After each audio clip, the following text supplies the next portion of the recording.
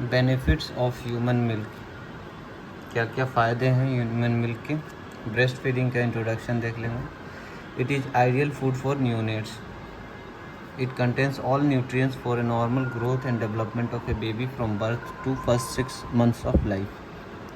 From birth से लेकर के फर्स्ट 6 months ऑफ लाइफ में आइडियल फूड है, जो कि ऑल न्यूट्रिएंट्स कंटेन करता है और normal growth and development of the baby के लिए इसेंशियल है। It has potential to reduce under 5 mortality by 13%. Most effective till now known most effective intervention that is known to reduce newborn and child deaths. Newborn mortality under 5 mortality rate को इस 13% decrease करने का इसका potential है। ठीक है, और इसी से की वजह से कहा जाता है कि जो बच्चा ब्रेस्ट फेड होता है उसको चांसेस ऑफ इन्फेक्शंस बहुत ही कम होता है। ऑलमोस्ट 14 टाइम्स डिक्रीज़ कर जाता है चांसेस ऑफ डायरिया की वजह से मरने का चांसेस, और रेस्पिरेटरी ट्रैक्ट इन्फेक्शन से मरने का चांसेस 4 टाइम्स कम हो जाता है जो ब्रेस्ट फेड बच्चा होता है।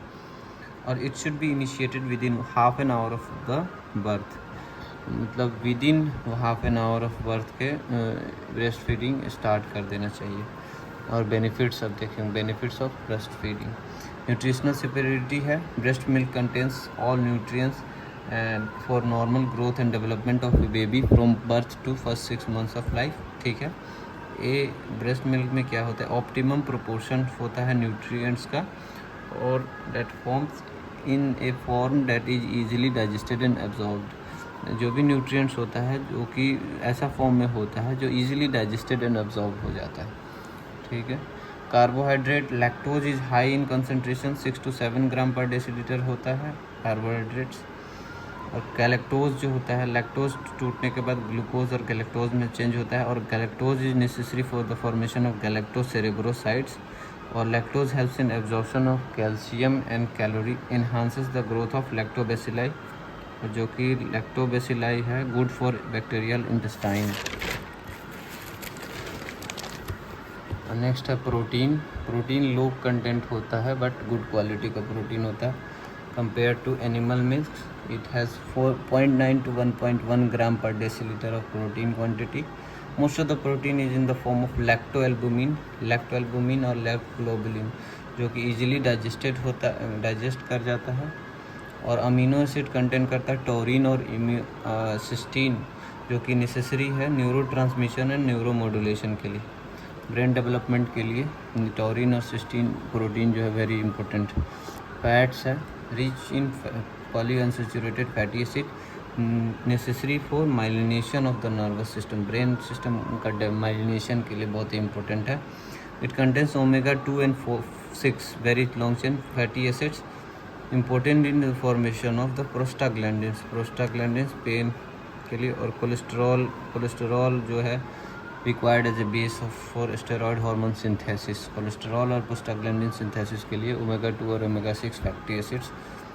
Minerals and vitamin quantity and bio availability जो है नॉर्मल है, सफिशिएंट है, जो कि फर्स्ट 6 months ऑफ लाइफ को सफिश करते हैं। वाटर एंड इलेक्ट्रोलाइट जो है 88% वाटर होता है, इसीलिए कहा जाता है ब्रेस्ट फीड बेबी को doesn't require any additional water to drink.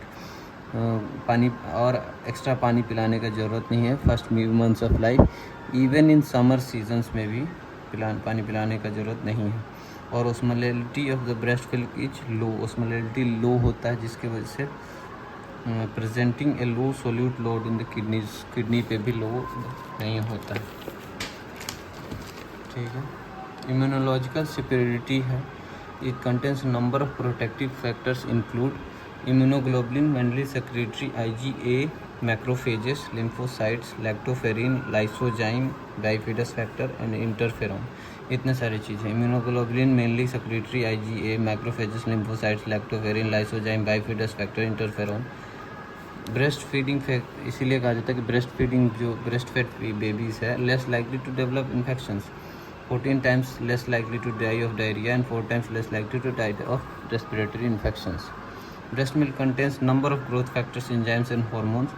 अब ये ग्रोथ फैक्टर के बारे में, एक एपिडर्मल ग्रोथ फैक्टर है जो कि enhances the maturation of intestinal cells and reduces the risk of allergy, reduces the risk of allergy in the later life. ये इंटेस्टाइनल सेल्स का मैचुरेशन करवा देता है और उसके बाद से एपिडर्मल ग्रोथ फैक्टर और risk of allergy later life में कम करता है। एंजाइम्स लाइक लाइपेजेस होता है ब्रेस्ट मिल्क में, increase the digestion of fats in the milk. जो मिल्क का फैट्स है उसको डाइजेशन में हेल्प करता है। 9 नंबर में ब्रेस्ट में babies have a lower risk of allergy. Lower risk of allergy अभी बोला कि एपिडर्मल ग्रोथ फैक्टर जो है, और ईयर इन्फेक्शंस क्योंकि इम्यूनोग्लोबुलिन्स होता है, orthodontic dental problems on breast fed babies are less risk of diabetes, heart disease, lymphoma in the later life।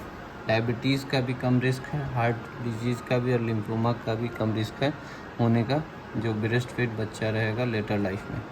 Mental growth जो देखा गया है कि breast studies have shown that better bonded to their mothers. जो breast fed babies होते हैं better bonded to their mothers होते हैं और इनका हायर IQ होने का होता है as compare to non breast feed और on top fed babies. Benefits from mother क्या है? Breast feeding soon after birth helps in uterine involution, reducing the chances of postpartum haemorrhage. PPH का chances को reduce करता है और soon after birth के within half an hour में अगर इनिशिएट कर देंगे तो involution of uterine involution start कर देगा और reducing the chances of PPH कर देगा। कॉन्ट्रासेप्टिव बेनिफिट्स देता है ड्यू टू लैक्टेशनल एमिनोरिया, और कहा जाता है कि फर्स्ट 6 मंथ्स तक अगर एक्सक्लूसिवली ब्रेस्ट फेड है और अगर फीमेल जो है मेंसेस नहीं आया है तो no need of additional contraceptive methods कोई लेने का ज़रूरत नहीं है। लैक्टेशनल एमिनोरिया वही जो है प्रेगनेंसी से बचा सकता है। Breast feeding is the most convenient time saving है। It reduces the risk of cancer of breast and ovary. Breast और ओवरी के कैंसर को कम करता है रिस्क का। Breast feeding is the not effective way of shedding extra breast feeding is the most effective way of shedding extra weight that mother has gain during pregnancy. 10 to 12 kg during pregnancy में weight gain होता है तो उसको shading करने के लिए एक तो यूट्राइन इन्वॉल्यूशन होता है उसकी वजह से, और दूसरा ये ब्रेस्ट अदर वेट गेन होता है जिसको शेड करने के लिए ब्रेस्ट फीडिंग करवाने में बहुत हेल्पफुल होता है। कॉम्पोजिशंस क्या क्या है ब्रेस्ट मिल्क का? तो कोलेस्ट्रम होता है। कोलेस्ट्रम में है सबसे पहले मिल्क जो है इनिशियल 3-4 डेज़ आफ्टर डिलीवरी के बाद, इनिशियल 3-4 डेज़ जो ब्रेस्ट से मिल्क सेक्रीट होता है उसको कोलेस्ट्रम बोलते हैं। येलोइश होता है, थिक होता है, स्मॉल इन क्वांटिटी होता है, लार्ज अमाउंट ऑफ एंटीबॉडीज़ होता है और इम्यून कम्पिटेंट सेल्स होता है। विटामिन A, D, E के रिच होता है। नेक्स्ट है ट्रांजिशनल मिल्क सेक्रीटेड आफ्टर 3 से 4 दिन के बाद अंटिल 2 वीक्स जो ट्रांजिशनल मिल्क सेक्रेट होता है। इम्यूनोग्लोबुलिन एंड प्रोटीन कंटेंट इसमें कम होता है ट्रांजिशनल मिल्क में, but fat and sugar content ज़्यादा होता है ट्रांजिशनल मिल्क में।